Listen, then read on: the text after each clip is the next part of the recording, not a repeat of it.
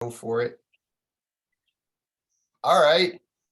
Welcome to Ecological Collapse through the spiral dynamics integral lens.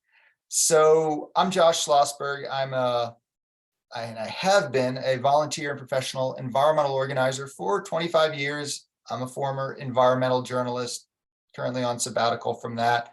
I'm an author of an eco horror novel soon to be published. So I wanted to just have a general discussion on this concept of ecological collapse through the SDI lens. Before we get into that, I would like to go around really quick, so 30 seconds a piece or less.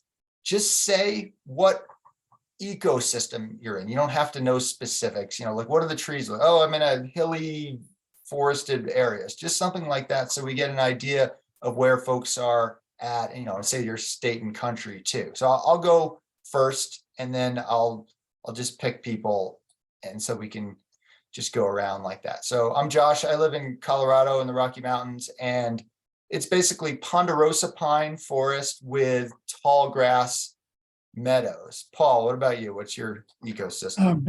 Basically, a northern deciduous forest, and then mixed somewhat with agricultural use. Great. Jim, what about you? What's your landscape? I'm in Pennsylvania, so it's classic East Coast, lush as hell. They think they have a drought if it doesn't rain for 2 weeks. It's wet out there. Yeah. Bill, what's your land like? Right now I'm in Florida. And so I'm about 2 feet above sea level. We had Hurricane Ian blow through a while ago, and we're still cleaning up down here. Just what does it look like? You got palm trees? Oh yeah, sure. It's got a lot of palm tree, a lot of swamp type area. Excellent. Veronica, what's your landscape right now, or where you live? Well, I'm in the south of Spain, which is Mediterranean climate. It gets quite hot in the summer. I'm in a province called Jaén, which currently is basically olive monoculture. There's olives wherever you look, olive trees. Right now I'm in a sustainable off-the-grid farm, so there's more diversity here than probably in most other parts of this province, just because, like I said, it's just a very intensive olive tree monoculture system here. Yeah, interesting. Thanks, Veronica. Safrir, what's it like in Israel? Landscape. In Tel Aviv. Right. Yeah, Tel Aviv is pretty green city, I would say. There's a lot of trees because the sun is pretty burning. So the cities invest in a lot of trees, and they are quite succeeding. What interesting is that the winter is not coming. It's every year is coming later. Usually in December we had cold and rain, and right now it's pretty springy. So every year it's becoming, for us, less winter, while in Europe it's becoming more brutal winter. Interesting. Thanks for that. David, what about you? What's your land? So I'm in Denver. So this is on the Front Range, where the arid section of the Western Great Plains meets the, what would it be, temperate coniferous forest of the Rocky Mountains. So we're at the transition point. Right. Yeah, it's important ecologically, that intersection. Ahmad, what about you? Where are you, and what's your landscape like? Right now I'm in Cairo, Egypt. Yeah, the same also. It's very hot, except we are in December, so we expect winter to come. It's every year it's coming later than the other year. So yeah, now I'm in Cairo. It's the same as in Tel Aviv as well. Yeah. Very good. Thank you, Ahmad. Yeah, Christian. Thank you. Christian, what's your landscape like? Yeah, so out here, again, I'm in southern Nevada, Las Vegas. So right now it's definitely, a little cold, definitely desert area. So yeah, I mean, again, city and kind of like some of the mountains surrounding, like Summerlin, Henderson. Again, like there's, yeah, a lot of diversity, kind of diverse desert ecosystem, especially in the valley. So, you know, a lot of wetlands as well around, kind of like the dam and everything. So yeah. Very good. Thanks, Christian. Marjorie, what about your landscape? Yes, I'm here in eastern North Carolina, about 2.5 hours west of the Atlantic Ocean. There's lots of greenery here, lots of huge oak trees. Of course, we're just now coming into winter. The winters here are very mild. If we get 1 or 2 snows a year, a winter, everything shuts down, because they're not used to the snow. But the winters are milder and milder each year. But I love it here. Thank you. Very good. Thanks, Marjorie. And Barbara, what about your landscape where you are? I'm in southwest Wisconsin. It's something called the Driftless area. It's a little island, actually not all that little, of land where the glaciers did not flatten the topography. So we have much older rivers and streams and hills. It was settled by farmers who clear cut everything that was flat enough to farm, and by miners who mined into the hills where it wasn't. And boy, we are seeing, so this is farm country, right? And we're seeing problems with not just later springs and falls, but weirdly, we'll get, so 1 week we went from 70 degrees to 7 degrees in a 10-day time period this fall.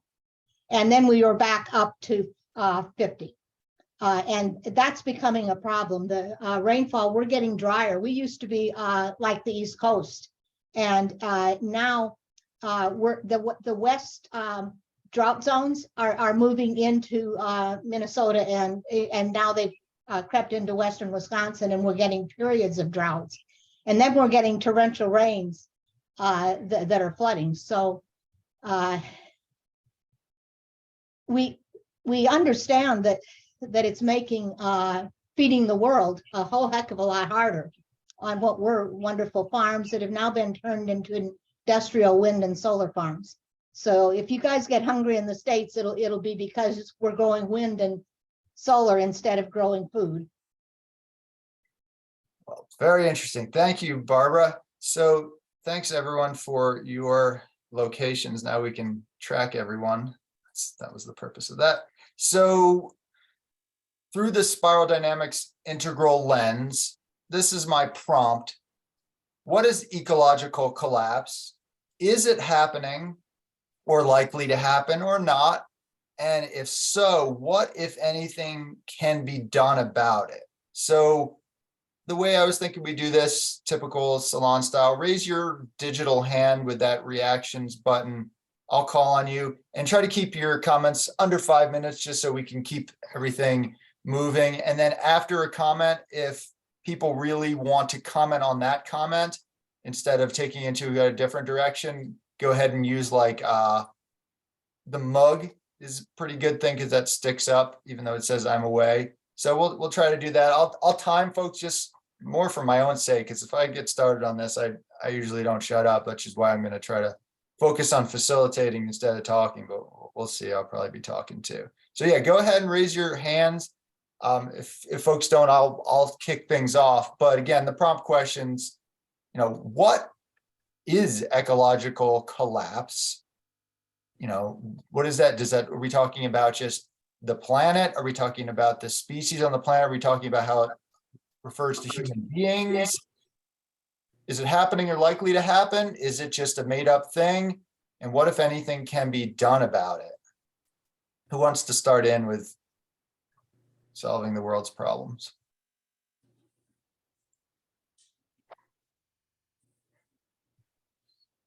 All right, Ahmad, let's hear your take on things. Yeah, I think when it comes to if ecosystem or ecology is going to collapse or not, defining the ecosystem is that it's everything around us the Mother Earth, the Gaia systems. It's systems within systems. Our bodies are systems. The life, our social lives are systems. Our brains are systems. All systems interconnected, and there is relationship between all those systems. The main feature of how these systems work is the non-linearity feature. It's not linear. It's very complex, and it's non-linear. So it's very, very difficult to figure out, even with the most humongous computer in the entire world, what is the human impact on these systems is going to lead us. So there are lots of tipping points or measurements of those systems that we don't have any control over. So what are we doing is we are manipulating things that we don't fully understand, and we don't have the capacity to know what are we doing in this system. So actually we're screwing things up without knowing even how does it work, because it's complex and it's non-linear. So I think we are on the verge of doing disastrous things, and it shows right now in so many areas, in so many disciplines, that human beings are screwing the Gaia, screwing the Mother Earth with the mindset or the economical system that is based on getting wealthy, getting bigger, growing without any limits, exploiting Earth rather than living together with other systems. So it's exploitative. It's based on wealth. It's based on growth, unlimited growth. It's not a life-based system. It's a wealth-based system that is running in this world. So this is leading us to a disaster, in my opinion. Thank you, Ahmad. Yeah, that's a really good assessment of what can be some root causes of what's going on. Paul, do you have something to say about that or something else?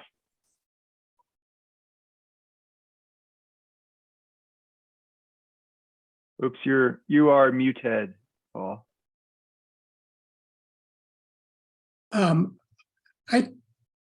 To say ecological collapse it's an awful big concept. I tend to, when I think about it and talk about it, I tend to think in terms of the human system, not so much the ecological system. And I guess I concur with what Ahmad had said about the human system side of it.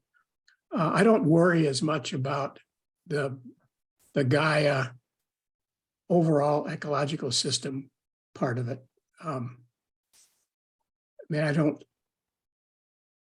There's been so many major changes in the ecology over the several billion years that it's hard to think in terms of any event that's going to make the planet lifeless.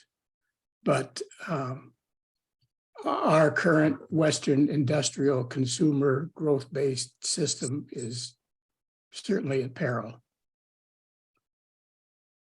So your take is that it's the human systems that are potentially in a potential free fall based on ignoring of ecological aspects. Right, and it will be that system that will collapse, not the ecology in general will not collapse. It'll just change as it has changed many times over the eons. I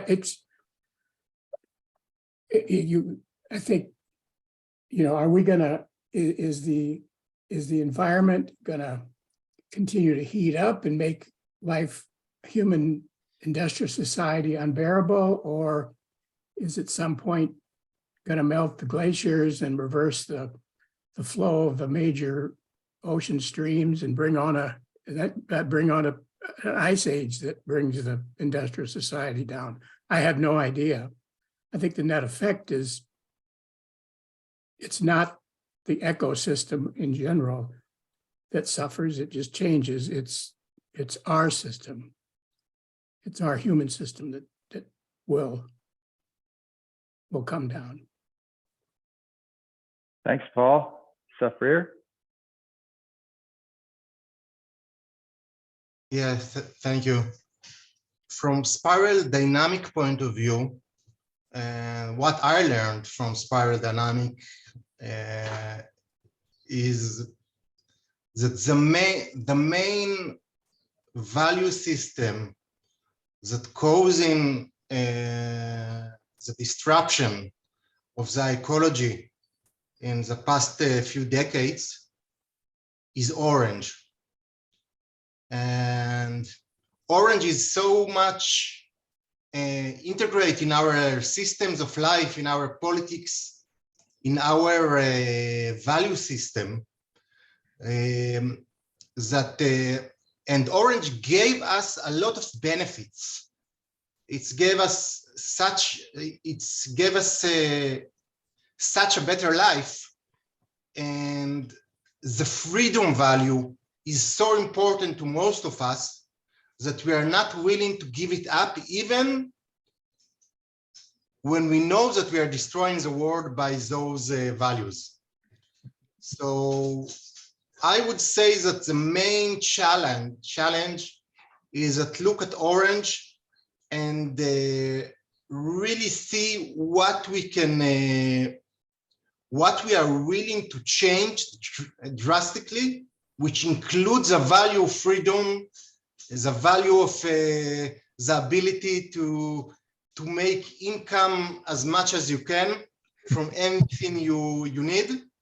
And those are values that are very hard to limit at the moment.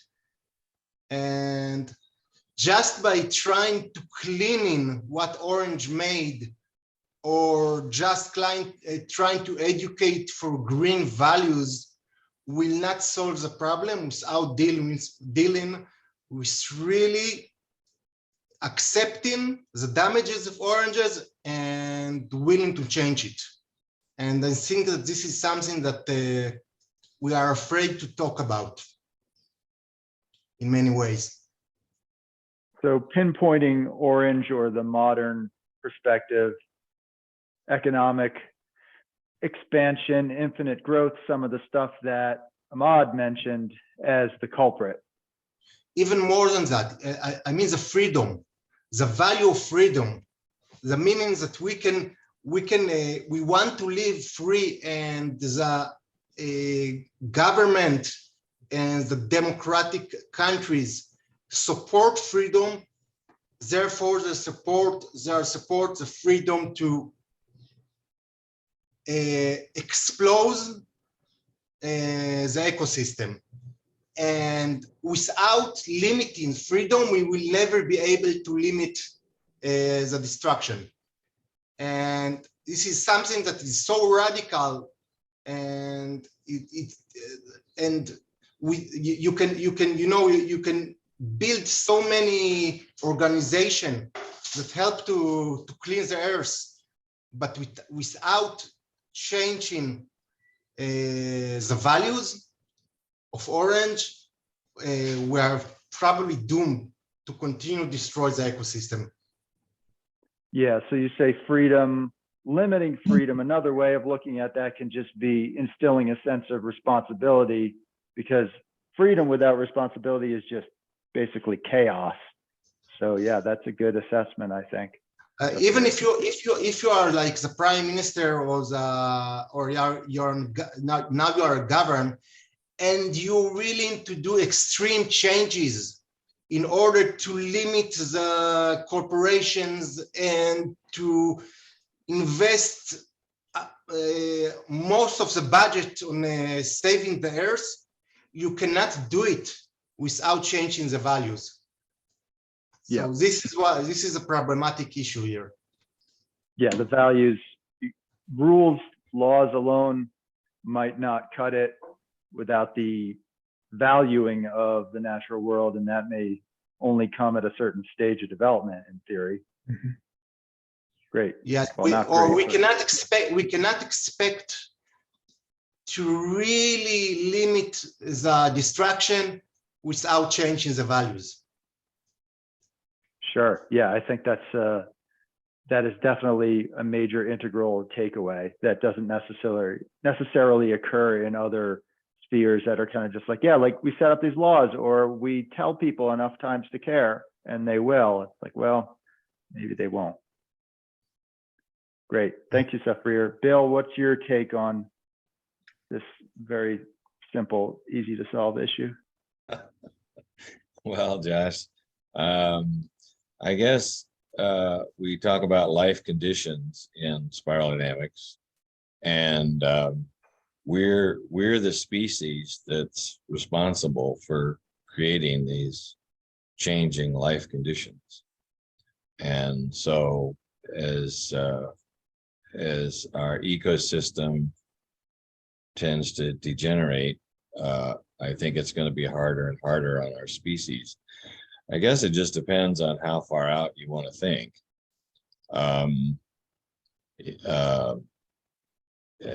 10 million years from now, you know, are there going to be humans on this planet?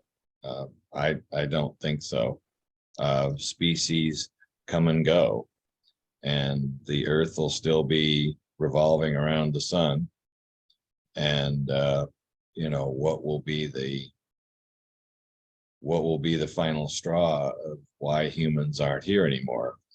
Will it be idiots starting nuclear war? Will it be a new plague that wipes us all out? You know, whatever.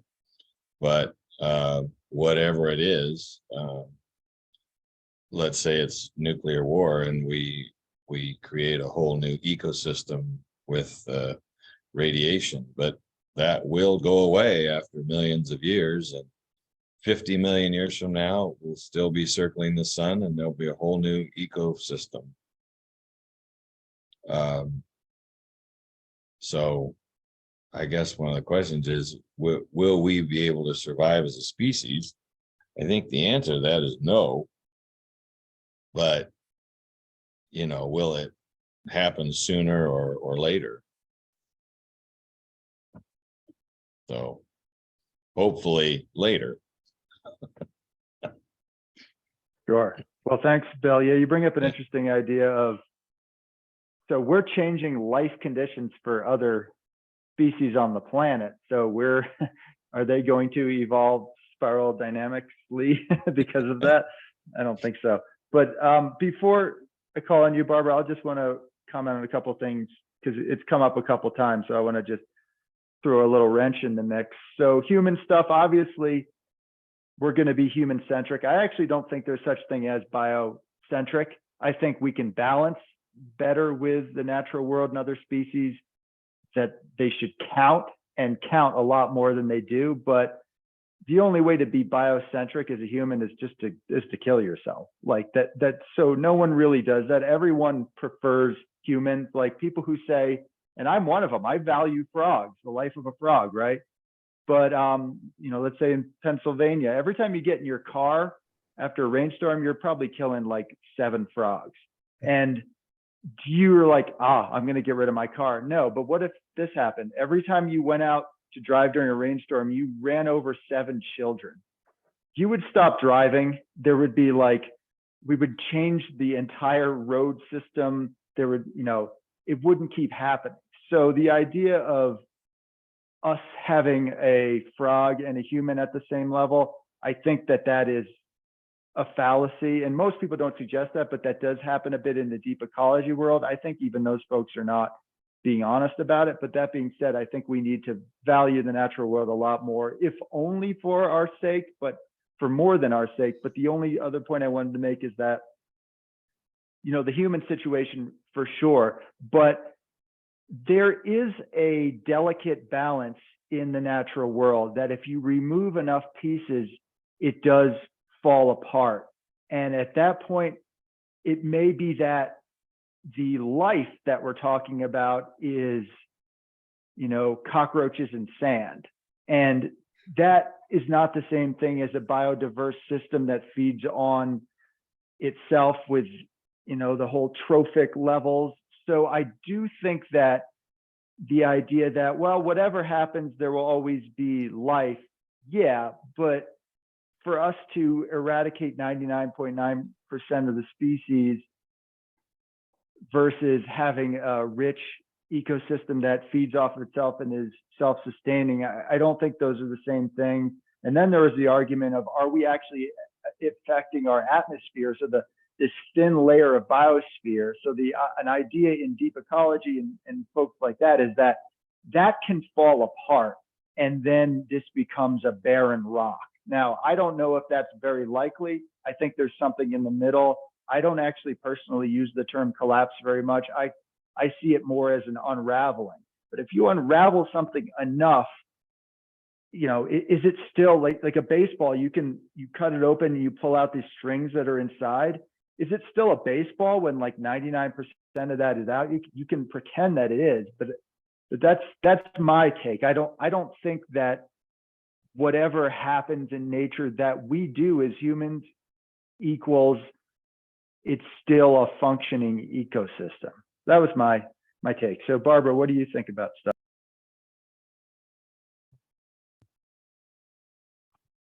Yeah, I totally agree with that last statement. But so ecological collapse comes in two versions, right? There's the version of let's sterilize the planet, which cockroaches probably not, slime molds probably not, right? Or some versions thereof. But human history has been a history of human-driven collapse of the ecology where the humans were. Remember, guys, there used to be cedars in Lebanon, right? And even here, we used to have a tremendous forest here. And the only places you see it now are on hillsides too steep to log, literally. And now they're coming up with ways to log those as well. So these mini collapses, right? Humans have turned large parts of the Middle East into a desert. It wasn't desert, and had there been no humans there, it's very unlikely that it would have deserted. We would have had desertification. Same place in the U.S. The Dust Bowl was basically human mismanagement of agriculture, and desertification occurred. So those are mini ecological collapses. And I think the thing we need to consider about that, oh crap. So I've got something wrong with my audio. I'll come back later. Okay, Barbara's audio collapsed. Okay, no problem. Does anyone have anything they want to say about that or anything else relevant? Welcome, Stephen, Aloy. Check out in the chat there for what we're talking about. We're just talking about through the spiral dynamics lens, what is ecological collapse? Is it happening, likely to happen? What, if anything, can be done about it? Anyone who hasn't spoken yet, interested in weighing in based on anything anyone said or just any take? Jim? Oh, well, it's nice to hear some intelligent thoughts on the subject. I would begin by saying that this is a subject that has been important to me for a long time. I think I first developed some passion for the subject going all the way back into the early 80s.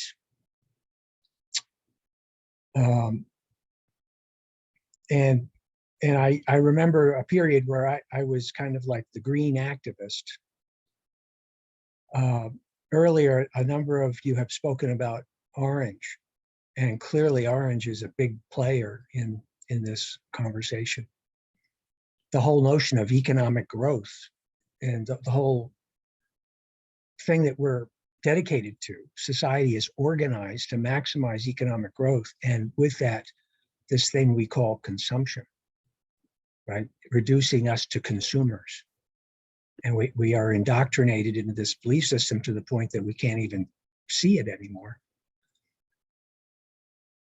And I just remember feeling a lot of anger about that, particularly a lot of anger about the destruction of the environment when I was living in California. And then eventually I came to see that green was really compounding the problem. green was able to see the problem, but it wasn't able to fix it, and oftentimes was taking distorted positions, which just seemed to compound the, shall we say, psychopolitical dimension of the problem. Massive oil spill of tar sands oil in Kansas. Did Jim disappear? I'm here. Oh, okay, So, yeah. okay. So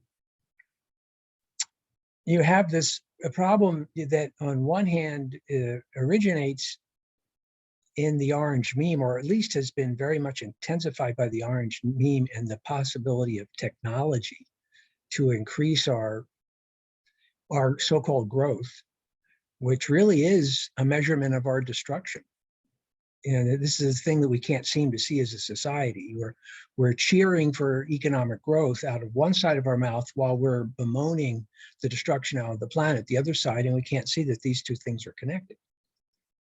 So, and then as I was saying, green sees these and feels pain about it. And yet I think that the green take is problematic, and sometimes the positions are extreme in a way that just arouses those who are pre-green so that they cannot be educated and they can't grasp the nature of the problem.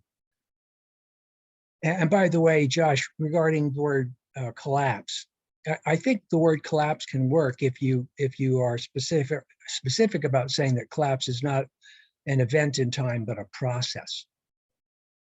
And to say, yeah, I think we're collapsing with the understanding that it's a process and it's been going on for some time. And I've always been wondering now over the decades, will we reach a point where you say this is now unarguable? And it just seems like the collective human psyche has this infinite ability to kind of absorb horrifying things and then just shrug them off and compartmentalize and can continue to carry on. As to solutions, I got to tell you folks, if you've got some, lay them on the table, because at this point, I'm not that hopeful. I'm not that hopeful that this process that we have going on, this economic growth thing can, I mean, even if somehow you had the power, Josh, let's suppose we made you dictator of the world and you could say, okay, we're gonna stop this. If we did, if we curtailed the economic system that is causing the destruction, we would instantly throw the world into a depression, which would have all kinds of other downsides. So I see an enormously complex problem, and I will confess that I don't see any simple solutions. Yeah, I appreciate that you see it as a process. That's why I call it unraveling, Yes. the ing versus collapse. Although Yes. I take issue with the fact that you're saying that if I'm a dictator, that I would just do that one simplistic thing. I would have a much better version of You'd be a smarter dictator. eco-fascism. Yeah, I would have a great version of eco-fascism. Good to hear. But Good to hear. Paul, did you have a comment on that? And then we can go back to you, Barbara. Yeah, Barbara, I just a small one. I think this is part of the mix. It's part of why the problem is such a conundrum around it. We don't know yet that 8 billion people can be supported in a totally sustainable, ecologically wise system. I mean, there's a lot of discussion one way or the other, and I wouldn't want to argue either side, but it's unknown. I mean, it could be that part of the solution is that over the next 20 years, 6 billion people die. We don't know. Yeah, well, you're bringing, so there's, consumption, economics, population, all those are factors. And yeah, there may be die-off.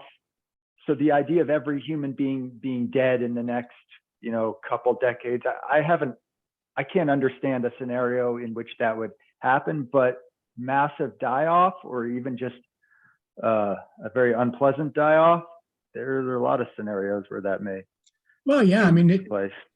just look at what happened in the 14th century, Yep. you know. I mean, it wasn't an enlightened orange V meme that brought feudalism to an end, at least in Western Europe. It was the Black Plague. Right. That was a huge die-off. Yeah, and if you count COVID, we don't know where COVID came from, of course, but assuming, let's just say for the sake of argument, it did come directly from nature, spread by animals to humans, which is debatable, then that might be one of the die-offs. We're at about 20 million deaths worldwide, according to certain estimates. Anyway, Barbara, did you want to continue with your piece before you were cut off? Thanks, Paul. Yeah, sorry about that. I have problems every so often with my audio, and it just goes totally completely. Sorry about that. I think I want to make some fine distinctions. So we've got the growth at all costs people, and mostly that's a financial game now, right? And we literally have to have more money because we have so much debt in the developed world and quite a bit in the third world as well, that we have to continually be doing more in some financial way. Now, the problem becomes it used to push more in the physical world. One of the things that COVID ended up doing with the disruption of all these massive supply chains is that we now have financial inflation without more goods and services. So we're selling less cars. We're unfortunately producing and selling less food worldwide. Certainly we're trading less oil and gas globally. So the physical world growth is slowing down. In a lot of countries, the population growth is slowing down, and as a result, the kind of toxic financial folks have decided that we'll import poor people from unsustainable parts of the world, and of course that just means they bring their unsustainable cultural problems with them, and we then have all sorts of socioeconomic difficulties from that. So when we look at collapse, we need to look at financial collapse as well as ecological collapse, right? And one of the things about financial collapse is life can get simpler, right? People just can't afford wasteful things, but often what you see is financial collapse in 2008, for example, was life got really awful for 80% of the population, and the rich continued to consume, and I mean this globally, the global south as well, at the same levels, so that we weren't actually doing much to reduce consumption. And the other problem is poor people and starving people become real social problems, right? We don't, when we get pushed back closer to beige, we become a lot less capable of thinking in our highest center of gravity. And we just want to feed our kids and keep from freezing to death in the dark. So as life conditions in the physical world become more difficult, life conditions in the social world become more difficult. And then for individuals, we have something that's often referred to as fallback, where you begin to see reactions. Red is pretty common. I'm going to defend me and mine, and we go downhill from there. We certainly see that in a lot of the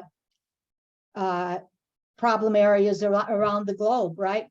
You know, if you thought about simply stopping killing your neighbor and going and both of you getting the farm re-going, life would be a lot better for both of you, but that's not how humans react.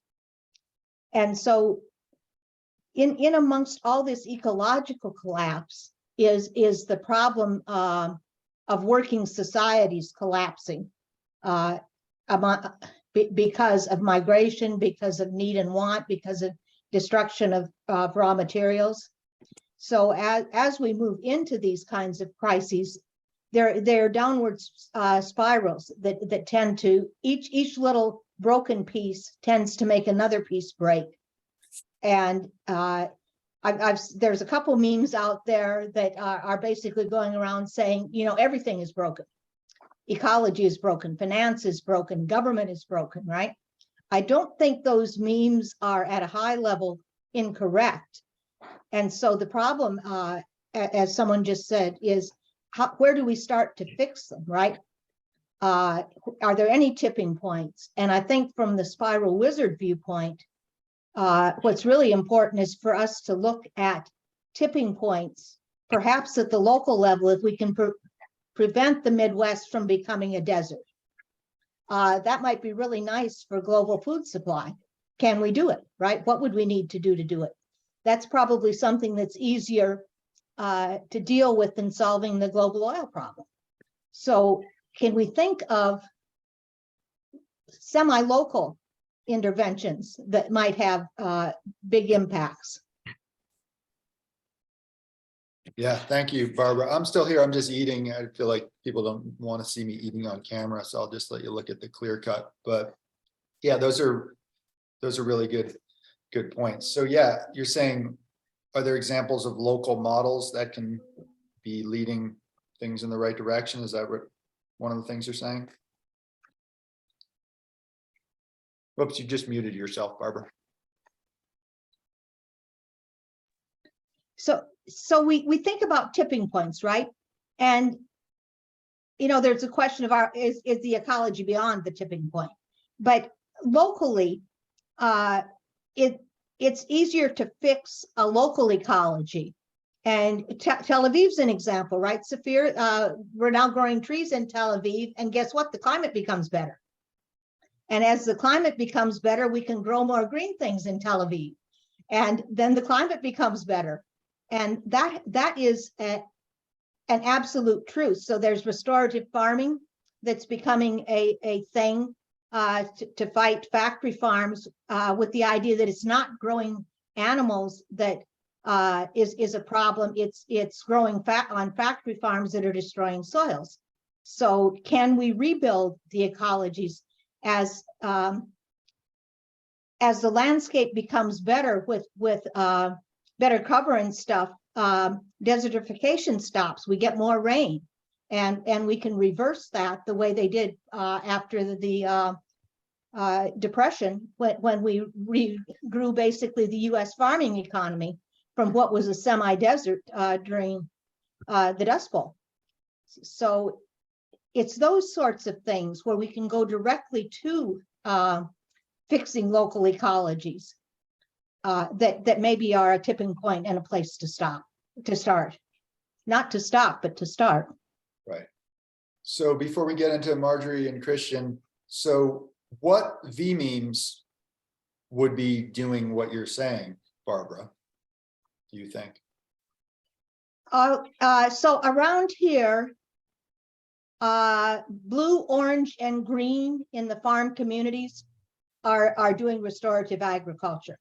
Iowa has a huge group that out of their Iowa State Agriculture and Climate Department that are trying to figure out what farmers need to do to stop turning Iowa into a desert.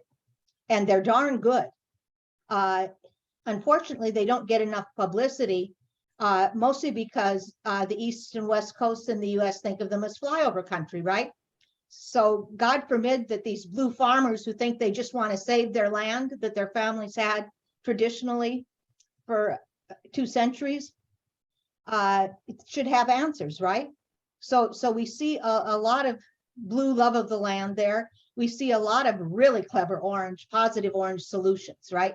If we do this, there's Bali and amoeba, which are buy local, that are getting into local ecosystems, local food, getting little local food ecosystems going in the Midwest. All of those, and then a non-toxic green. The problem that I see with green is it's a bunch of holier than thou finger pointers. And so, and not solution oriented yet, right? And orange is very solution oriented.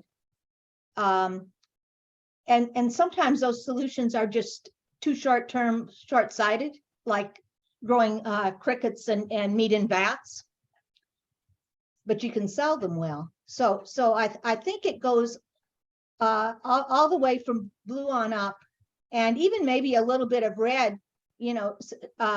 Let's save the local ecosystem. We're getting some of that here around the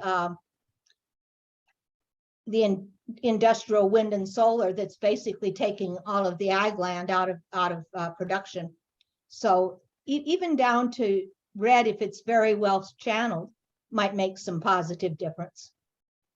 Yeah, red, that's interesting. I mean, there's always been the eco warrior perspective, so there might have some validity. I'm eating crickets right now. That's what my breakfast is. So I don't want you talking down on that, Barbara. That's okay. I think I will stick with my sustainably growing organic beef. Run on farms that are actually rebuilding the soil, sequestering carbon, all of those kinds of things. And maybe part of it is we need better orange stories about why some of these solutions are better than the coastal green knee-jerk reactions. Sure. So let's get into Marjorie and Christian, but real quick. Yeah, I mean, so unhealthy green. At one point, I want to maybe mention something about, obviously, ecological stuff without green is not going to work. And in fact, probably the only reason we're talking about this is because green has helped us understand that. So green has a role, maybe not the role it's currently playing. But Marjorie, go ahead.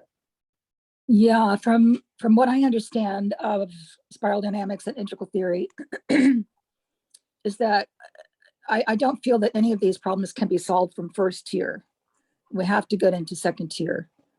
And as second tier, from what I understand, the statistics or the estimates are that we're approximately 5 to 7% of the population is at second tier.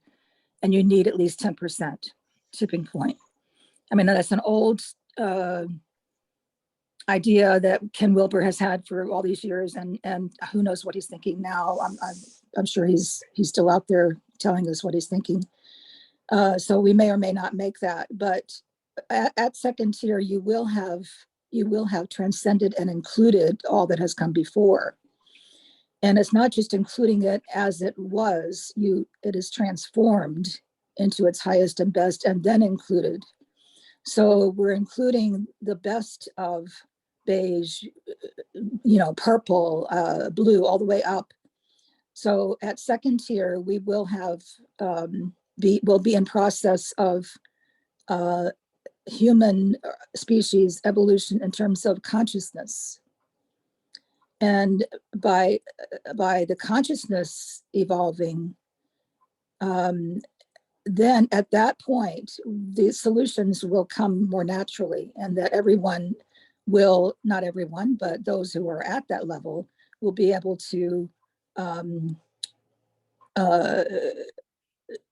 have solutions that can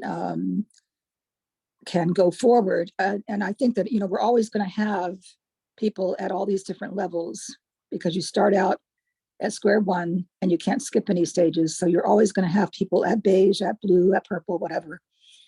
But at second tier, we're able to tap into those aspects of ourselves and of our species from a transformed consciousness.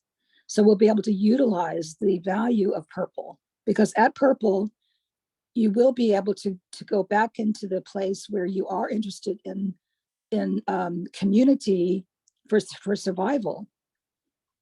You come together as a community, and you acquiesce to a shaman or a leader that has the best interest of the tribe, and the tribe comes together as a whole for the for the survival of the species.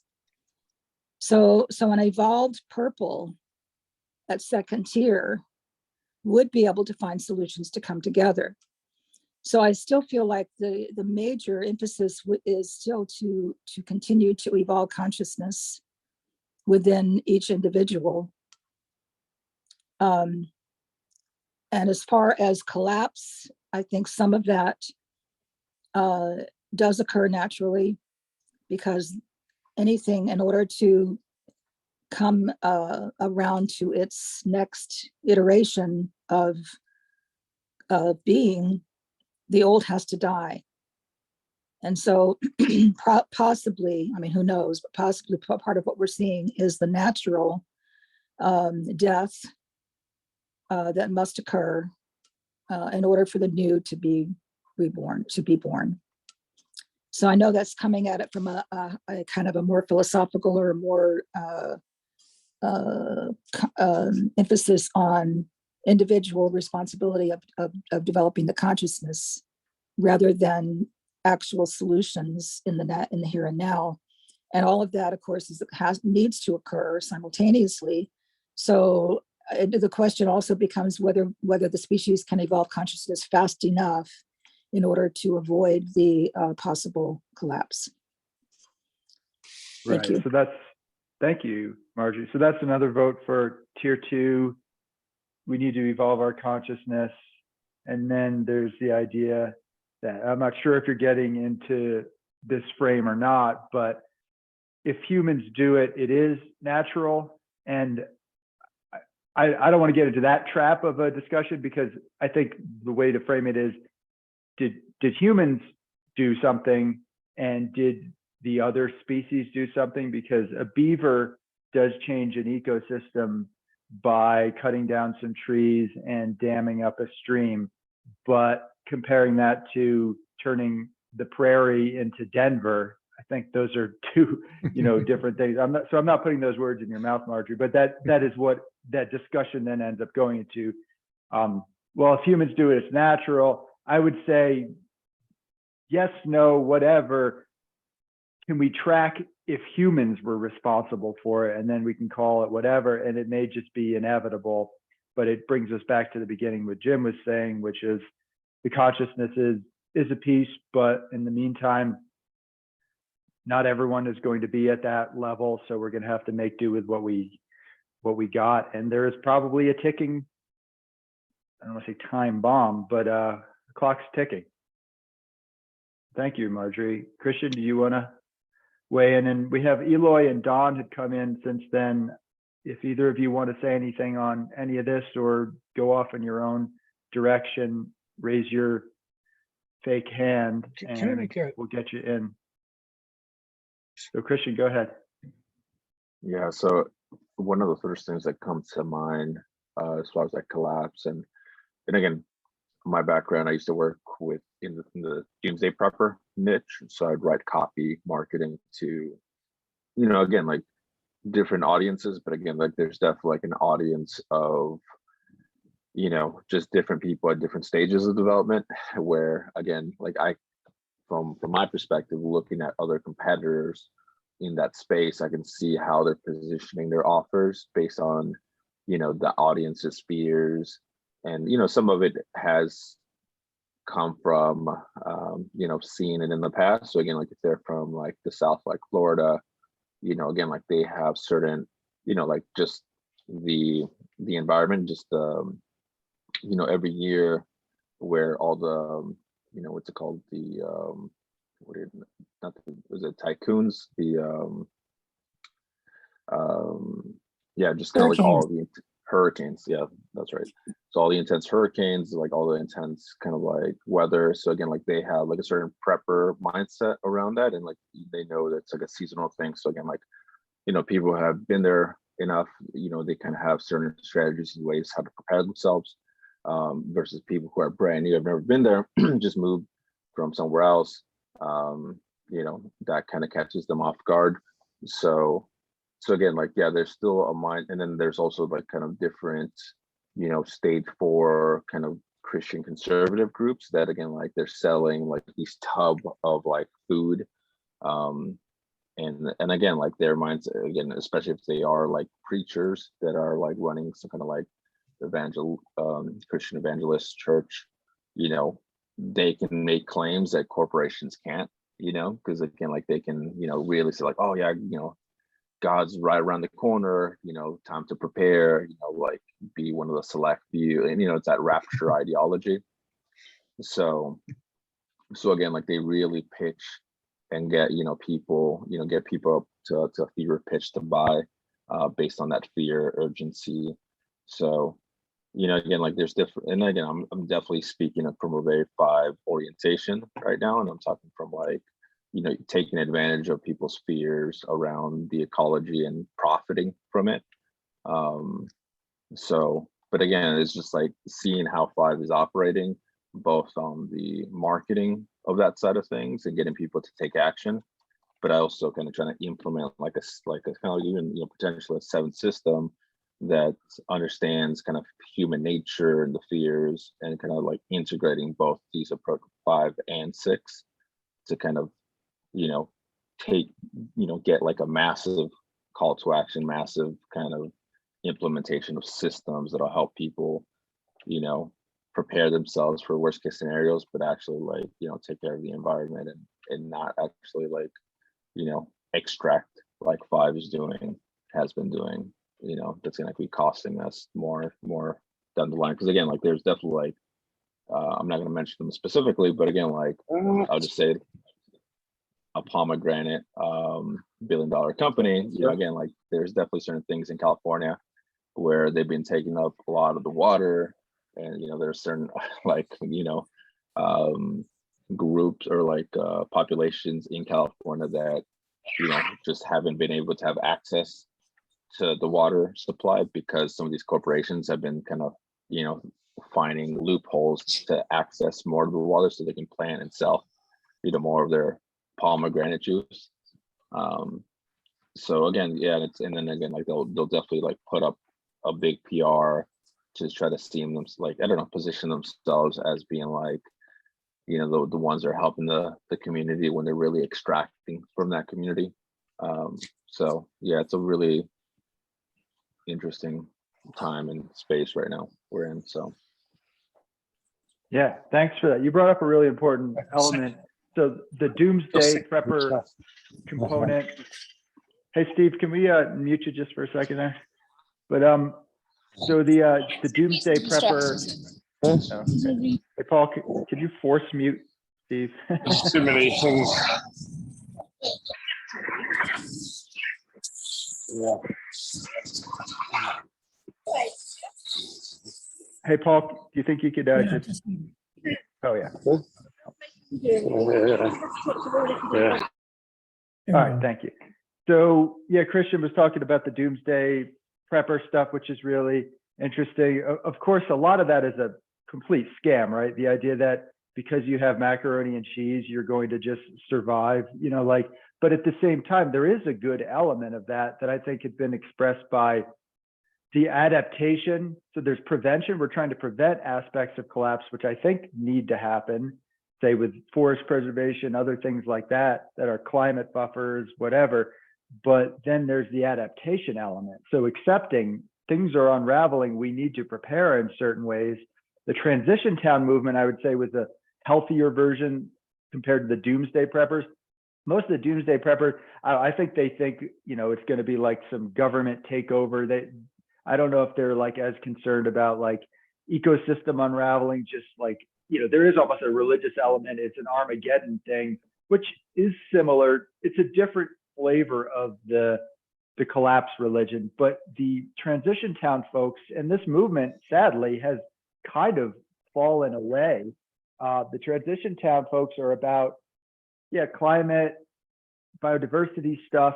There's certainly elements of environmental protection that overlap with it, but it was more about, all right, what about our local food supply? What about even, you know, boring stuff like flooding stuff or even pandemic prevention, but having your local food or whatever, but then realizing, all right, I might have my barrel of beans but unless my local community really has its shit together, that's going to be meaningless. Well, I'm going to watch every other person die. No, the truth is they're going to kill me for my beans anyway, which is why the doomsday preppers have all their guns. And it's like, yeah, well, good luck with that. So the idea of adaptation, I do think is a positive element. And I would like to see more of that in kind of a healthy way. And there can be some overlap between some of those doomsday preppers in theory and some of the like off the grid organic hippies and like Veronica's farm there. Those folks do share, I would say, an element of paranoia, but no, they share an element of honest acceptance of, well, maybe there needs to be a little bit of personal responsibility in doing this, but until it's done on a collective level, I think it's kind of moot. Hey, Don, do you have anything you want to add? Don is in the field of renewable energy, so I know that he certainly has things to say on this related topic. I don't know if he is present right now, though.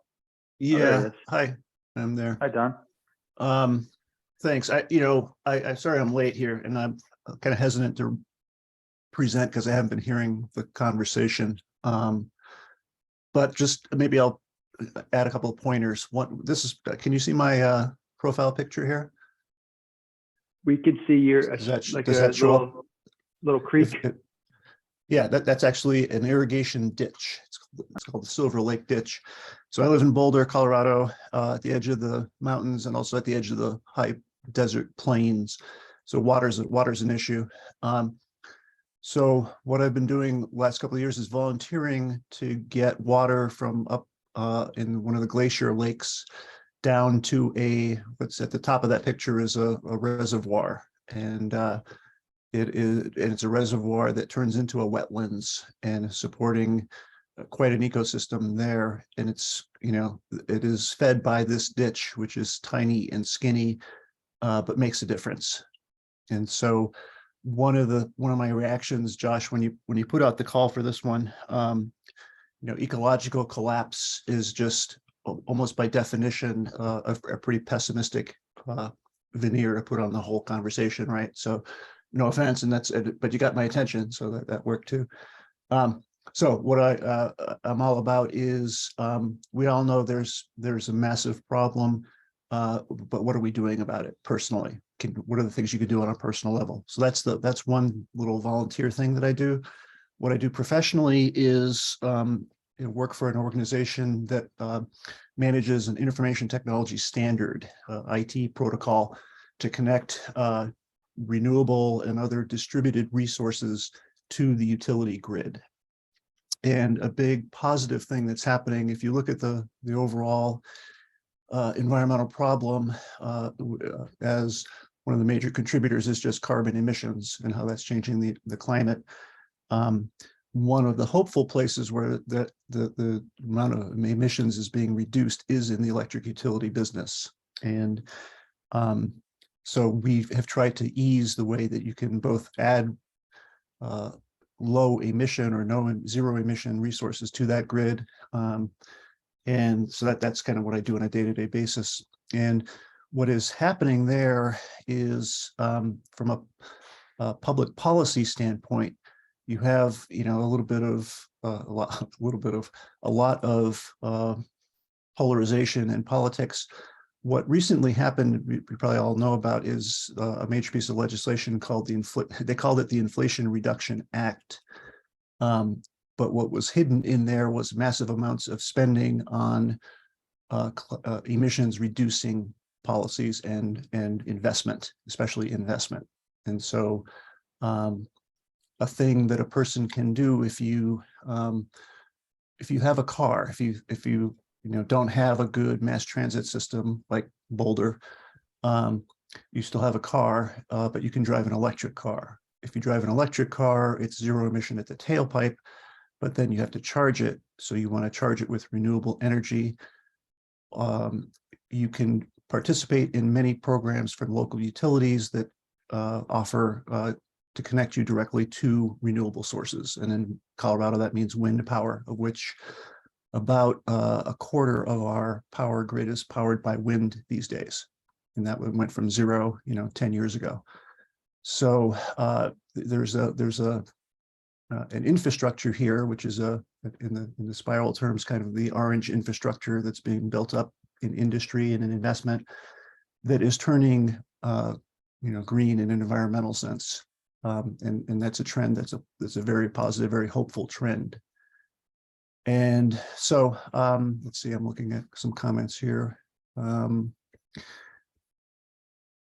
right, Barbara, I don't know what so one of the signals here, and I'll shut up, is maybe I could come back to the spiral piece. Am I able to share a screen, Josh?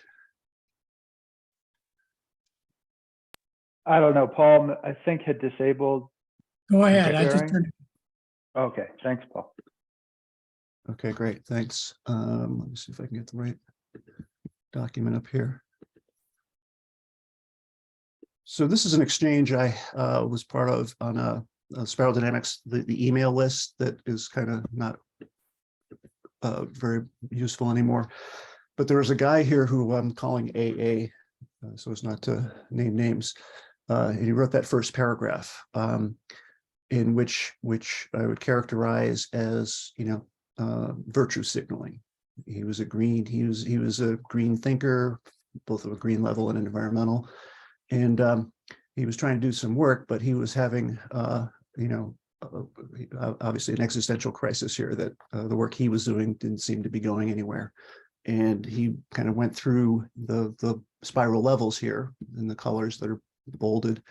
And I kind of, this was just a quick back and forth, but from a spiral perspective, it's not so much to me a population shift to higher levels, to second tier, as much as doing the practical stuff, which Don Beck used to teach, was stuff that works, but aim it at each level, at the people where they're at, right? And so this was sort of a back and forth in that regard. So red doesn't care, it doesn't register, that's right, but how do you get their attention? Economics, jobs, that's something. And if you look again at the Inflation Reduction Act and what's in there, there's a big chunk of jobs for blue collar workers who tend to be in a red blue kind of level. So reach people where they're at to do something that they can do where they're at. And so rather than read through this, you can sort of see what's in there. Down the bottom there, DeDolce is a Medium article I wrote at some length about what this is all about. And so if I encourage you to kind of take a look there, and you can see what's happening. But sort of the bottom line is do what you can do, and don't wait for a global solution from somewhere else. Sure. Well, thank you, Don. I just want to comment on that real quick. At some point, definitely think, based on your field and your expertise, it would be good to have a presentation from you, as opposed to just joining in on the salon. We don't have a presentation today, we're just chatting. So it'd be great to have that in the future from you. And yeah, the ecological collapse, I mean, I put a question mark there, right? So that's a title. So I believe in an unraveling. And yeah, obviously go around saying collapse. I'm like on the doomer scale, I know some like 9 and 10s. I'm more like a 7 personally. And then, but all I want to say, let's see if we want to open this can of worms or not, but I definitely think certain forms of renewable energy can be a positive thing. I think there are some impacts, especially from things like bioenergy, like in my clear-cut picture there. But I think there's a red herring in concerns about that, or even advocacy for that, because if we just continue the infinite expansion that we're talking about before, infinite growth and whatnot, sure, we'll have more wind power. We'll also have more nuclear. We'll have more oil. We'll have more whatever. We'll have more whatever that is just eating things up. So I think I'm personally not the anti-renewable energy camp, except for I think certain industrial aspects in certain areas are not okay. I also think biomass, cutting down trees for energy, a fourth grader can tell you that's not a good idea. But I think the larger picture of if we're just perpetuating the same thing. Like there was an environmental movement before climate, right? Climate is a major part of it, but it's not the only piece that we run into some problems. So that's all I want to say about that. That could be its own whole thing. But yeah, I believe that we do need all of the above, but we need to decide and would measure all of the above. And yeah, that's all I'll say. Paul, what do you got?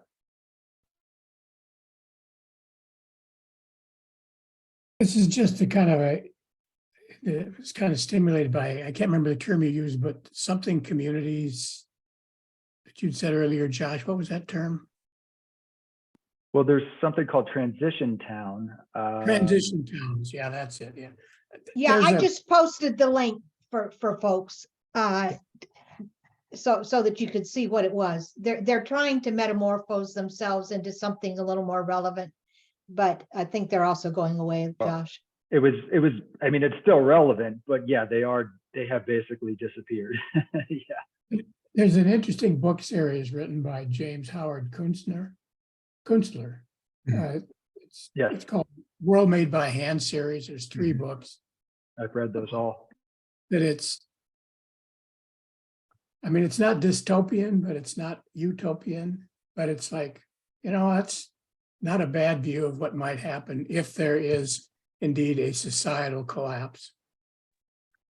Yeah, he wrote some excellent books. So that he's a controversial figure. I recommend his fiction, World Made by Hand, which, like Paul said, yeah, it's neither like this perfect world of flowers and windmills, and it's not also like Cormac McCarthy, The Road. It's somewhere in the middle, which is the very likelihood of the future. So, he predicted a big flu pandemic.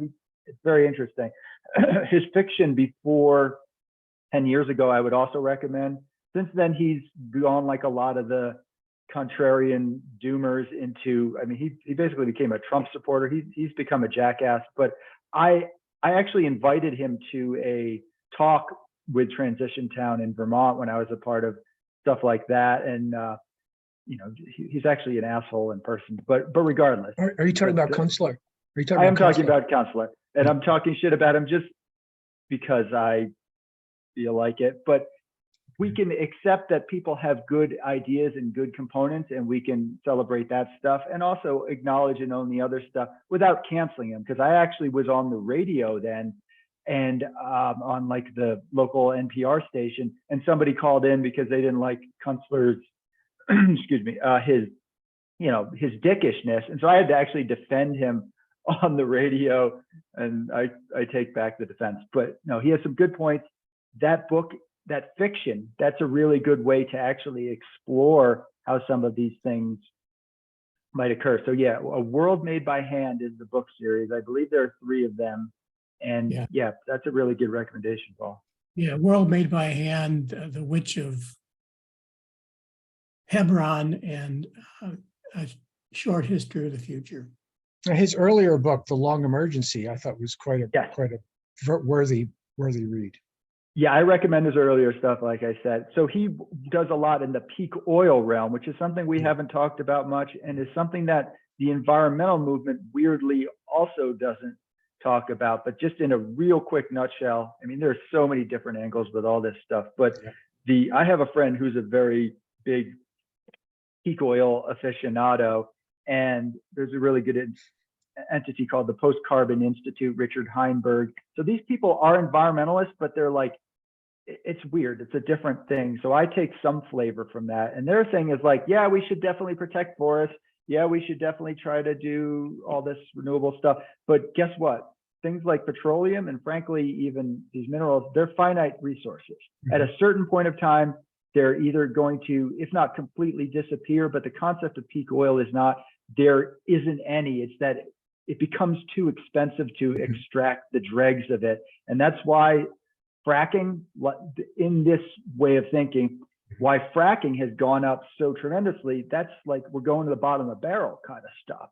So the reality is, whether we like it or not, there is going to be an unraveling, a winding down. Do we live in complete denial of it? Do we try to cushion the blow. And I think cushioning the blow does involve some, community scale, in my opinion, but certain renewable energy sources, there's no reason not to do those, but I don't think that those are going to save the day. And I think right now, with 80% of energy use petroleum, and this is where it gets tricky because people think this is advocacy for oil, and it's definitely not. But if you switch that off tomorrow, most of the world dies. Like it wouldn't even make sense. It's not even the leave it in the ground concept. Like that's just like saying no one should be jealous anymore. Like it doesn't, it's a nice thought, but we actually have to put in place other alternative systems, of which some of what Don is doing and saying, I think can help with that. But I personally, last thing I'll say, I don't personally believe that we can run the world as it is right now on purely renewable energy alone. And what that means is we need to be doing a concurrent scaling down. So there's the steady state economy people, there's the degrowth people. So I personally am not an anti-green energy person. I am opposed to bioenergy, but I am anti-green tech without any acknowledgement of the limits to growth. That's all I'll say on that. Barbara, go ahead.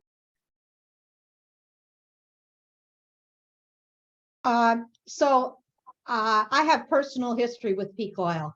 I actually knew King Hummert back in the 80s when he was first talking about this.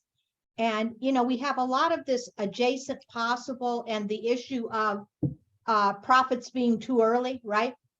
And King Hubbard, if you don't know, is the geologist who actually came up with the theory of peak oil.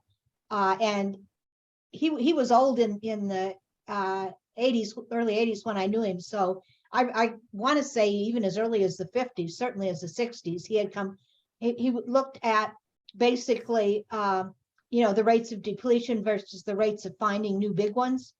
And of course, and what happened is technology changed, right? So it's this orange story of, yeah, sure, we screwed this up, we screwed that up, but technology will just outrun our mistakes. And so what happened is, in the oil business, technology opened up reserves that, well, not cheap, were not all that expensive. And the peak oil thought just went away because at one point in the 80s, we had an oil glut. Energy companies were laying off all of their engineers and geologists. The problem is that it's real, and it's not, and we need to not think of it just as oil resources, period, right? Now, maybe, we can mine our old used car dumps for iron ore, right? We can go and open all the landfills where we've thrown electronics and get them out. But the problem with all of these solutions to running out of real limited resources is you need incredible amounts of energy to do anything with them, right? And so one of my early jobs was to look during the Depression, all of the coal mines in Pennsylvania were closed because nobody wanted coal. Well, people wanted coal, they just couldn't afford it, right? Literally. And they flooded. And so there's an incredible amount of energy in BTUs sitting in the ground in Pennsylvania. They're all in what they call synclines, which means that the coal gets deeper as you go into the seams. It's sunk down under little mountains. So yeah, we could get that out, and we will someday, assuming civilization doesn't collapse. But if we think $100 a barrel oil is expensive, think about $500, $1,000 equivalent for equivalent BTUs, and we're going to need them. If we could just stop using plastics, right? But I'm not sure how soon anybody wants to go in that direction. So we've just got a real problem with the physical reality of limited resources. And the fact that we're destroying land you know, we have a term in the business called high grading. And it means you take what's cheap first at the cost of making the other uneconomic. And that's where we've gone in the last 200 years in the United States with all of our oil, gas, mineral, all of our reserves are like that now. We've got more left than you would think, but it's all uneconomic. So that becomes a real problem. And it's a collapse that's partly ecological and partly societal, right? We're basically demanding more than the earth can sustain. And and technology outruns it a bit, but I think we're seeing more and more with all of the supply chain disruptions during COVID that we're no longer able to run fast enough. And most people who pay attention to it from the resources and from the economic side say that we're peak everything in every single natural resource that we've got, including farmland, believe it or not, because we're letting green power companies and factory farms destroy some of the best farmland in the world. And we're not going to get it back very quick. The solar energy stuff will never come back. That we've just completely destroyed thousands of acres of 5-foot topsoil in the past 5 years in Wisconsin. It's scary, right? And so that kind of collapse, partly climate, partly ecology, and partly just dumbass social ideas, right? Is a real issue. Yeah, certainly. And just to let everybody know, in case you think I'm anti ecology, I have solar panels and battery backups in my backyard. Yeah, it's funny. Every person I know, not every person I know, because there are some people who are just anti-renewable for different reasons, but a lot of the people I know who have a nuanced critique, almost all of them have solar on their property. Like all of them are doing solar. So it's clearly not anti, but just really quick on the petroleum stuff before we get into you, Paul. So here in Colorado, XL Energy, so for heating, my and others here in Colorado, our gas prices doubled in 1 month, doubled ×2. And I looked it up, and I don't pretend to understand this. They're like, oh, well, we're investing more in gas, so it's more expensive. It's like, well, so to me, it seems like there is a limited supply of it, and they're also just price gouging. So it's probably a book combination. Yeah. Hey, Josh. Yeah, Don. Just on Well, Don's in Colorado, so I'm curious if he has just a quick take on that. response. Yeah, I mean yeah, my I think the price actually went up 2.5 times, but that's Wow. that's a dislocation from the Ukraine crisis, and it is a great deal of price gouging in there. So in the long term, that settles back down, but the issue is that we still use gas. I still use gas, so. Right. Well, No, and, sure, and to put a tweak on that, so gas prices are going up, fuel oil prices are going up. Despite the incredible shortages in Europe, gasoline and crude prices are not going up. And some of the industry insiders that I've known for years that are still in the business are telling me there's some sort of market manipulation going on. Of course, the conspiracy theorists think it was an attempt to influence the midterm elections by lowering gasoline prices, right? But there is something weird going on with the energy markets where the shortages, the physical shortages worldwide are very clearly there. And the prices have gone down. And, don't know why. I have yet to hear anybody other than, oh, well, somebody with deep pockets, like the crypto guy, is using it to game the oil prices, who knows, right? But other than that, I haven't seen any reason for it. It's just been observed as a fact. Kind of scary, kind of weird. It certainly is. Thanks for that. So I just got back from Germany, actually. I spent 10 days there, and I was reminded that, because I had kind of been watching the news and saying, oh, Europe is in crisis because Russia is shutting off the gas. We all, in the US here, we all forget, I guess, or didn't know that Europe is a lot more energy efficient than we are. And the little thing there that I often forget is like you're in a hotel room and you have one of the electronic card keys. When you go in the room, you put your card key in a little slot at the front door. And then when you leave, you take the key with you. And when you take the key out of the slot, it turns off all the lights and turns down the heat. It's just automatic, because they've always historically had, for the last 100 years at least, much more expensive energy than the US has had. So there's a certain amount of resilience that was built in there. So that set aside that, I'm almost certainly agree with Barbara. There's some kind of market manipulation going on there. Right. When there's necessity, that's what happens. Like when I was over in Ireland years ago, their vans, like they didn't have SUVs, like they did, but they were all smaller. And the reason is because gas was like $8 a gallon back then, or whatever it was. So necessity, so higher prices.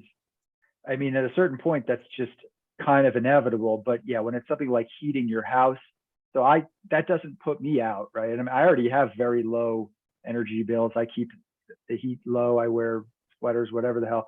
But that is a big problem. And then people will just blame the president, and that doesn't really get us anywhere. But Paul, what do you got? I was just gonna add on to what Barbara says. The ironic thing to me is that the bugaboo of economics is ultimately gonna, when technology can buy you some time from having to face economic reality, but it doesn't buy you all the time. And at some point, peak oil is gonna hit, or has hit, and oil is going to go up to $200, $300, $400 a barrel, and you can't hold off. And there won't be, there'll be technological ways of getting it out, but it'll be because it'll cost so much. The technology will cost so much, and so inevitably, economics wins out over the technology over time. Yeah, it will. And of course, there's ways of hiding things through economics, though, in that behind me, that's Oregon. I used to live in Oregon. So that is a typical Coast Range private forestry industry clear cut. And so economically speaking, they get all of these subsidies and property tax incentives to do that. And then those who want to do genuine, selective, lower impact forestry can't compete because they're flooding the market with the cheap stuff. And then meanwhile, we're ignoring all of the ecological and economic impacts of decreased water supply, all the pesticides that they're spraying, stuff like that. So our economics hasn't quite caught up to the ecology, although I do think, and for a long time, economists are the best allies of environmentalists in many ways, but most economists don't play it that way. You got something on that, Barbara? Yeah. So I'm going to go to the other thing, and that is politicians are our worst enemies. So I'll just give you a sick example, right? If we really wanted to cut carbon, what we would do is we would insulate homes, right? We would do all of those things that that I can do to reduce my consumption considerably. Now that doesn't do any good for the sellers, right? And so our local utilities fight this tooth and nail. And so what they've come up with now is in Wisconsin, the rural poor are all on oil heat, right? We don't have gas lines running out to farms around here. And in their infinite wisdom, because oil heat is evil, if you have electric heat in the city, you can get a subsidy to winterize your home for all sorts of winterization and blowing in insulation, all that kind of stuff. If you have a oil-fired furnace, the government says that you should replace it with gas first, or you should go all electric in your house first before they'll give you any assistance with winterization. And I look at that and I go, well, I had the choice of replacing my oil burner with, I guess, electric. We don't have gas here. Or I could put in backyard solar and battery backup. Well, I did the same thing for my own self. I put in the solar because now I can go off grid the next time they go down when it's 20 below, which happens fairly often. But you know, my neighbors can't afford to do either. What they could afford to do was insulate, especially if they got that subsidy for doing it. And because they're evil users of oil heat, which is eating them out of house and home, already they can't get a subsidy to fix the problem. I mean, it just goes on and on of just absolutely mind-bogglingly stupid regulations designed, I think, you know, to help big business, because the subsidies are now going to merchant power. They're not going to real taxpayers to do anything useful to cut energy use. So Barbara, I see by your shirt, you're from Wisconsin. I am. Great. Go Badgers. It's just a thought on the electric utility side. One of the reasons things are changing is in the direction of electricity is that it is something that there is still some level of local control, meaning statewide. Oh no, Don, I'm sorry. Listen, don't you dare let that, no, don't you have that come out of your mouth, because the state of Wisconsin has totally overridden every local control. Right, but Colorado has not. But Colorado has not. And what I'm saying is, there's a political issue there. It's not a physical that's what issue, I'm saying. right? It's a political issue of evil bought by corporation politicians who I just posted the development that's going around in my backyard. So under the so-called green energy, this is an industrial project on the scale of 3 counties. And the state allows us nothing, absolutely no local input, even to the point of asking for it not to be on our school properties. Let's hear what Don's got to say about that. Just no, but my point is, electricity is regulated to the extent it's regulated at the state level. And so in Wisconsin, you're SOL right now. In Colorado, no kidding. It's the opposite. It's the opposite. So, you know, you do what you can where you are, and maybe you can't do some of the things that I can do. But that's, you know, the enemy, the enemy of the perfect, enemy of the good. What am I trying to say? So, just, I guess I'm kind of speaking in favor of action where you can take action. Right, and we're discovering we can take none here. The economic incentives of the so-called Inflation Reduction Bill are so huge for large merchant power corporations to, and do click on that link. This is exactly what it looks like. This is 3 counties that you're seeing here, and this is what the proposed development looks like, and the local communities have no input even on siting. You can see they go right through the small towns. So this is the sort of thing that is a real problem with environmental degradation, right? if you have a local government that has been influenced by some really sick economic policies, that there's nothing that even the local people can do. So it is a scary situation to be in. Certainly is. Well, I wanted to say something real quick about that, but then I wanted to see if anyone else wants to jump in. But yeah, I think that in terms of efficiency, conservation, and renewable energy, those need to be going hand in hand or not at all.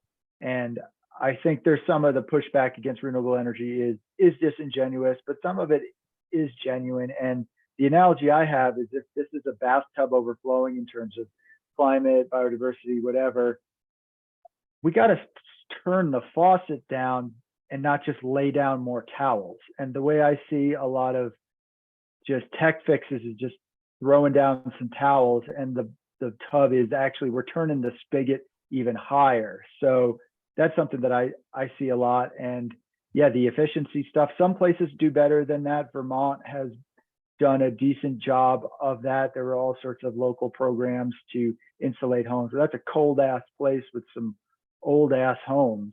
So that's why that was a lot of a focus. I'm not sure. Colorado is probably doing a bit of that, could do a lot more in terms of, you know, small scale renewable energy. I mean, it's kind of this issue with wildfire too. It ties in, is that, so in the thing that you do to deal with wildfire, burning down homes, is you harden homes. Like it's consensus. There's no actual debate on that. But what ends up happening is we just go and we cut down forests because that's what the logging industry and the agencies pretend helps. It actually makes things worse.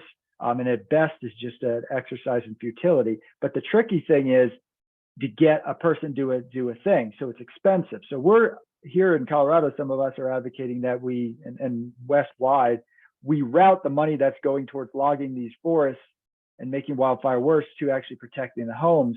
But that's the tricky thing. Individual private home, it's tricky. Same with individual private insulation. So I think it runs into that issue. Whereas let's just build another whatever thing out here. It's like the easier thing to do. And I think the all the above approach, in fact, I would weight it more towards the other stuff. I mean, in Colorado, we have 300 days of sun, and what percentage of houses here have panels? And most people can't, a lot of people can't afford it. I rent, so I don't know what I'm supposed to do, but I would venture to say it's probably 1% of the homes. I don't know if Don has any figures on that, but that's not taking things seriously if we haven't even done that. And so in my opinion, the industrial scale stuff, I'm not all for, I'm for some of that, but we need to do the other stuff first.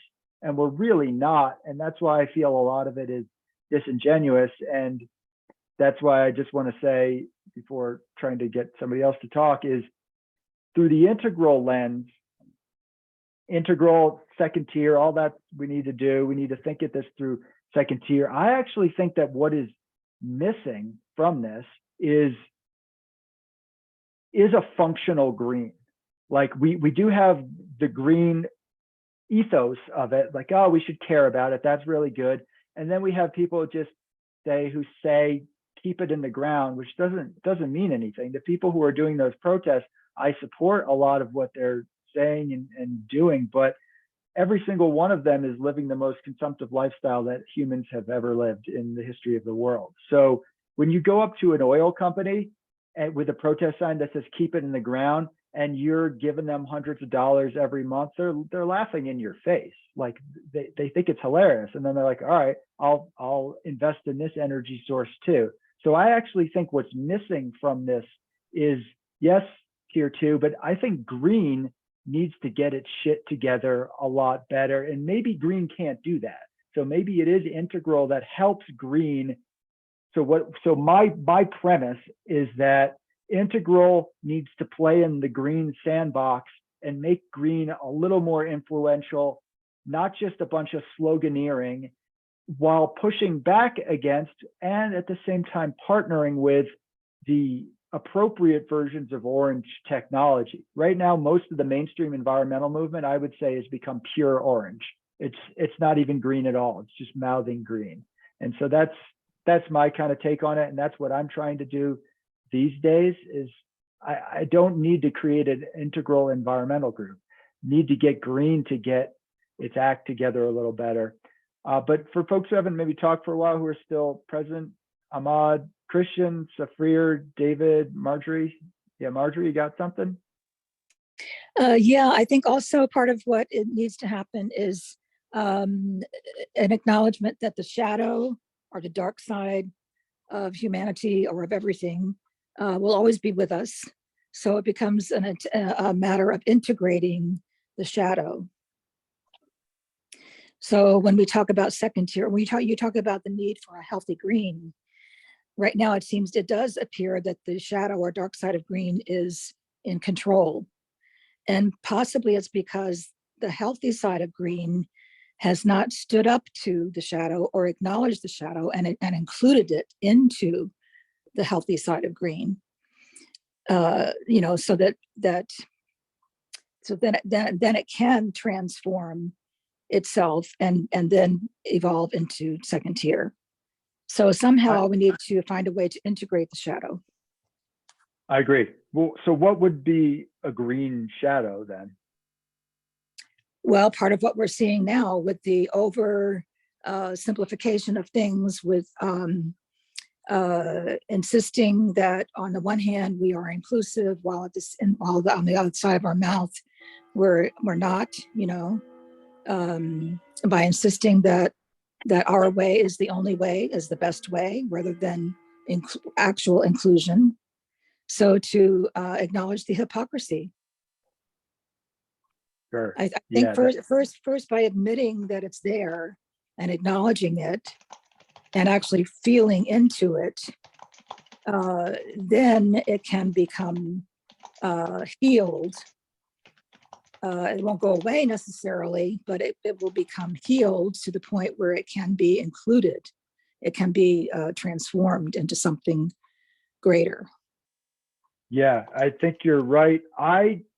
When I stepped away for the first time from environmental organizing to be an environmental journalist, I created something in the interim called The Shitty Activist. And it was like a parody site where I would make fun of green through green. Now, like, I'm a pro-environmentalist, 100%, like one of the staunchest, the best track record that you can find, not to toot my own horn, but just so I wasn't coming at it from an anti-environmental perspective. And I would kind of poke at the things that we did that were basically, in many ways, anti-environmental through the environmental lens, or what I would call feeling good over doing good.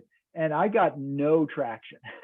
There was no audience for what I had. The only audience was sort of anti-environmentalists. I'm like, oh, well, this is not what I'm trying to do, which is why, like, a lot of the times the people who like the film Planet of the Humans, which was flawed, but brings up some legitimate limitations to just green tech fixes.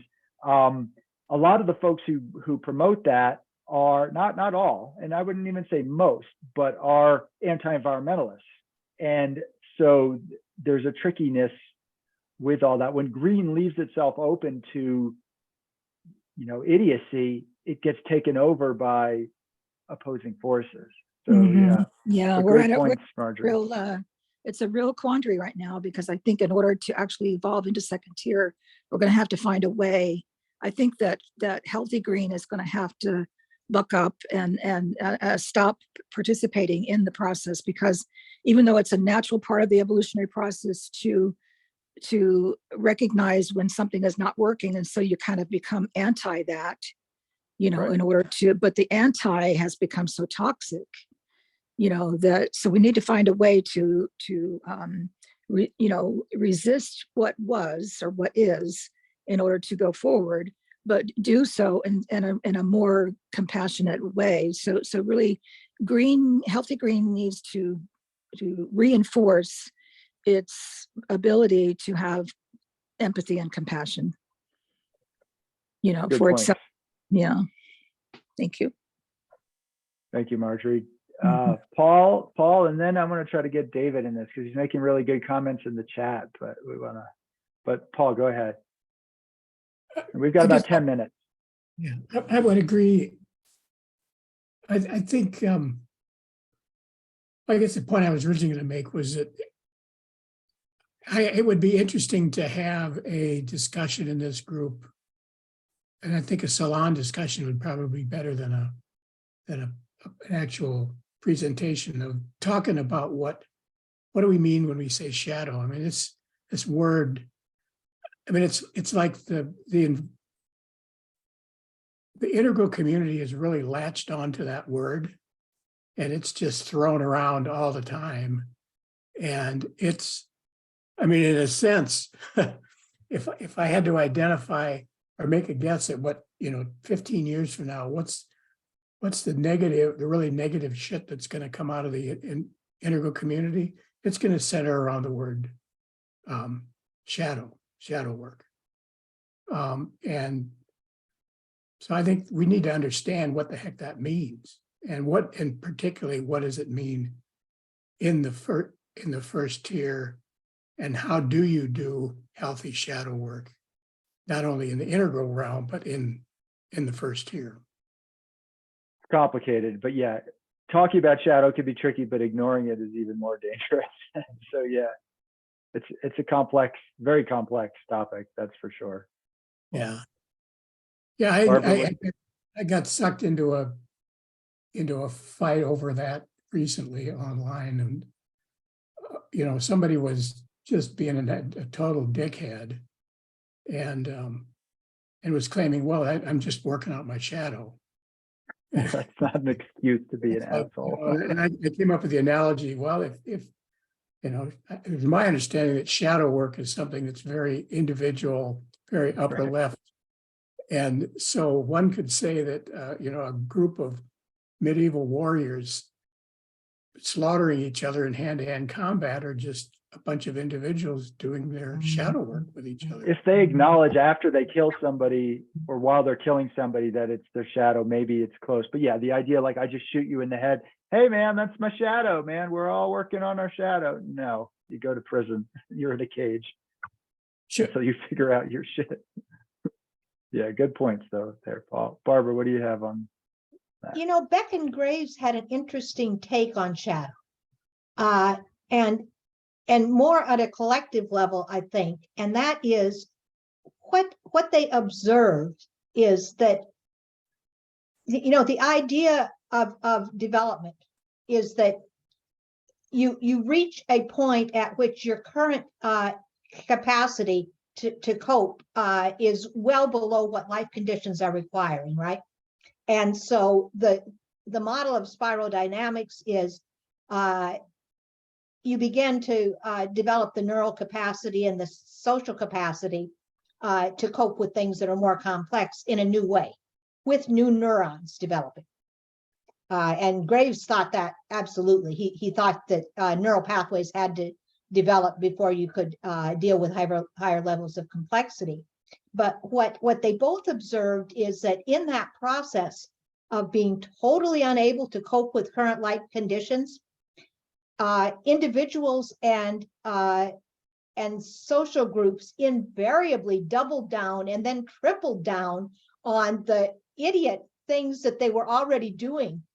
The old saying, insanity is doing the same thing over and over again and expecting different results. And they seem to think that part of that, the whole beaming then became toxic at both an individual and a group level, because we had this psychological need to try everything that had worked in the past at our current capacity before we were willing to say, oh shoot, time to move on to something else. And I think some of the shadow work should properly be looked at in that context, where we don't want to give up on some of our old comfortable ideas, right? It's obvious to everybody looking at us that they're not working, and it's probably even obvious to us. But there's something intrinsically human about going, I just need to try this one more time and I'll get it right. And so if you look at shadow in that aspect, it maybe becomes more directly applicable to the life conditions problem. And I think Integral would be a lot better off if they did less navel gazing and more of the external gazing of what am I just not coping with in my environment? And what does that say about how I'm processing the world? And Yep. Integral's had a hard problem getting out of that upper left into the broader view of what your shadow is and what the collective shadow is. And I think Jung's work on collective unconscious is just bang on there, right? We've got these intrinsic social things that just pull us down and down and down. And I don't think you can do personal shadow work if you can't be paying attention to the environment around you and how that keeps pulling you back into really, I don't want to, dumb comes out of my mouth, but it's not dumb, it's unproductive ways of dealing with yourself in your environment. And so you have to be looking both inside and outside to get this shadow work right. Sure. Let's have Marjorie comment real quick on that. And then I know David wants to say something. And then I was going to try to close this up around the top of the hour, if that's all right with everyone. So Marjorie, do you have something real quick on that? Yeah, I was just remembering Maya Angelou quoting Terence. He said, I am a man, I consider nothing that is human alien to me. So to me, that means acknowledging that anything that any human being is capable of doing, both for good or evil, I am also capable of doing or being that. So to me, the shadow includes the dark and the light, but it's the unseen or unknown, unconscious that we cannot see, but acknowledging that it is there and then bringing it to the light so that we can see it. I think part of the problem with Healthy Green is that they are getting caught up in the shadowy world of demonizing everything that they perceive to be not the way things should go. So they demonize it rather than acknowledging that it's just part of being human. Yeah, and it's part of what we're doing, and maybe there are things we can change in that. But again, yelling at an oil corporation when you're living the most consumptive lifestyle known to humanity in the history of the world, there's a little bit of a disconnect there. And some of it might not be able to be overcome. It's hard to say, but thank you for that. David, I wanted to get you in there, and then I just wanted to sum things up, and then we'll let everyone enjoy their collapse. Yeah, sure. I'm not exactly sure though what to say or what particular issue you want me to comment on the most. I would say whatever most resonates to you as a way to kind of summate things as we close out. Say whatever you like. Yeah, I guess what I see is that at least in terms of the United States and probably more broadly to Western democracies, is that we're just really kind of stuck in this sort of stereotyped relationships between the different V memes. And it's kind of stagnating there. And I think that it's been that way so long that we've kind of assumed that this is how it has to be, that these are how these V memes have to interrelate with each other. And I think it's going to start to take some imagination to rethink how the V memes can re-relate in a different way. And I think particularly what comes up again is, I think a lot of people are, justifiably so, because it's in such a part of our ecosystem, is really immersed in the culture war, which is either probably a mix between both intentional and non-intentional antagonism between the blue and green V memes. And I think there really needs to be a rediscovery of the synergy between blue and green. And we've got this assumption that, oh, they're incompatible and that they've got only conflict. Well, I think that that's part of like what we've been trained to think, either intentionally or non-intentionally. And we've seen a lot of blue-orange synergy, and certainly there's a lot of orange-green synergy there. And I think we've gotten into this situation where orange kind of plays those two off of each other and never allows them to synergize. And, you know, if green could have a bit more of some blue principle and discipline and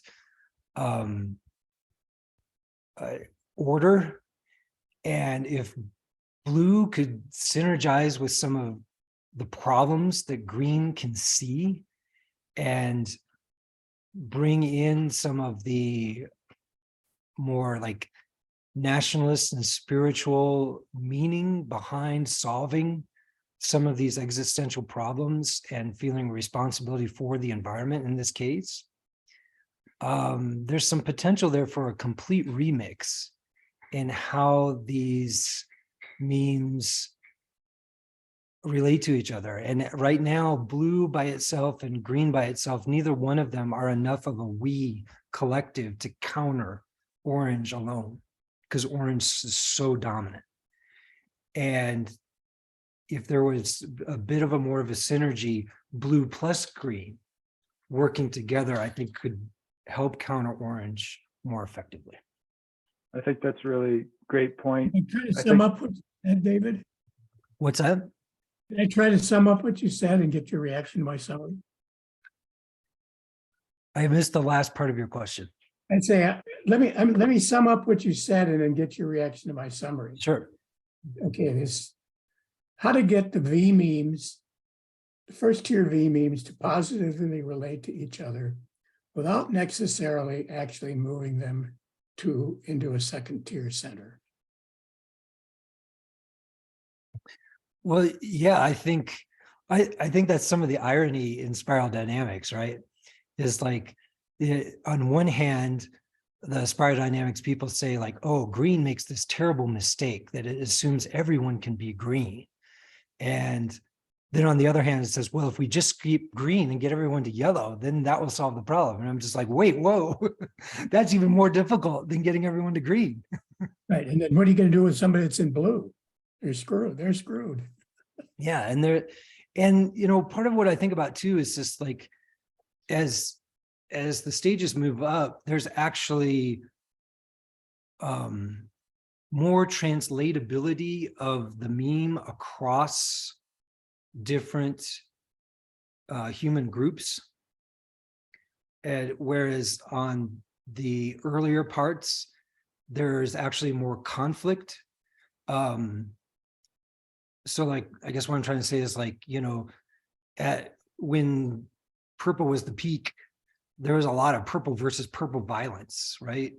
And at the peak of blue, you know, lots of world wars, religious battles, you know, blue versus blue violence. And it's kind of like as you go up, it's like the next stage forms a larger umbrella to reduce the violence and reduce the inner meme conflicts. And it doesn't always require that everyone get to the highest stage available. Exactly. I like that. Well, thank you for that. I'm just going to give a couple closing opinions. And yeah, thank you everyone for being a part of this. I think this was really fruitful and interesting, and maybe can tie into some practical action, but also understanding is the first step. So just my final take on stuff though, just because I want to say that is, yeah, we have these economies of infinite growth, and we have issues of population and consumption, which tie into lifestyle. And a lot of that is survival, but a lot of that is also about status and luxury, and, you know, attracting a mate and then taking care of the kids. Of course, all that is important, But I think the obsession with that, personally, what I think that obsession with is propagating, it's a fear of death, right? We're trying to beat death through an immortality. Oh, these are my kids, whatever. Nothing opposed to having kids, but the way that we have this obsession with that. And I think the only way to really ultimately address the ecological crisis is by accepting death, which is like the most natural thing in the world, and it's coming to everyone, no matter how many kids you shoot out, that, you know, your component of the DNA is going to be next to nothing over time, and then all that will run out eventually anyway. So that's I think the underlying, in my take, that's what I've come to a conclusion of. But in the meantime, I'm not just going to sit there and pray for that. I think it's what we were talking about. So integral doesn't necessarily like, I'm going to make an integral environmental movement and integral politics. I don't think people want that yet or ready for that. But can integral help make green, which is going to be the spearhead of a lot of this stuff, because it's what brought ecological consciousness to the forefront, make green more functional, which basically, as we were just saying there, Dave was saying, and Paul, is transcending and including those previous V means. So making sure that green does have that purple wonder, that red agency, the blue discipline, and elements of the orange economics. And so that's what I'm personally trying to do while I'm waiting for us all to accept our inevitable deaths, and not in a bad way, right? So we'll see what happens. Thanks everyone for being a part of this. I thought this was really interesting, and I'm really glad that you could all partake. And yeah, you can shut off that. Thanks, recording. Josh. We can say what we really feel. Now, I got to get going. Actually, I have a call in the next 15 minutes, so I do have to